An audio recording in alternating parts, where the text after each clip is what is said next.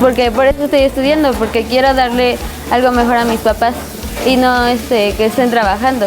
Quiero que ellos descansen. Jimena tiene 16 años, es una joven madura.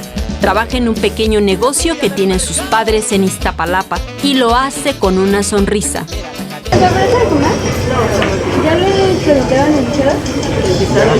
Y vengo desde las mañanas, temprano, como a las 9, a las 9 de la mañana y me voy aquí como a las 9 de la noche. Por ejemplo, cuando luego le ayudo a lavar los trastes o si no le ayudo a picar algo aquí o atiendo las mesas o bueno, le hago el pizarrón o algo aquí. Para la Organización Internacional del Trabajo, algunas actividades que realizan los niños tienen un carácter formativo y son positivas, las cuales no atentan contra la salud, el desarrollo personal y no interfieren en sus estudios. Por ejemplo, las actividades en el hogar, la colaboración en un negocio familiar o las tareas que realizan fuera del horario escolar o durante las vacaciones. Jimena estudia cuarto semestre de la preparatoria. Su carrera técnica está enfocada a los derechos humanos.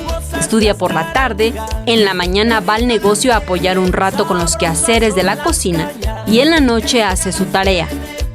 Cuando mi mamá trabajaba en otra cocina, en un restaurante, yo tenía 9 años.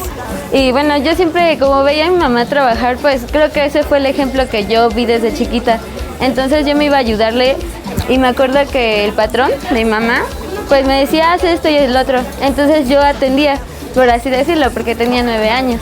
Entonces así empecé a atender mesas desde los 9 años y hasta ahorita que tengo 16 años, pues le ayudo a mi mamá. La OIT considera que estas actividades son provechosas para su desarrollo, así como para el bienestar de las familias. Les proporcionan calificaciones y experiencia y les ayuda a prepararse para ser miembros productivos de la sociedad en la edad adulta. En las imágenes Joel Arias, Saray Mariscal, 21 Noticias.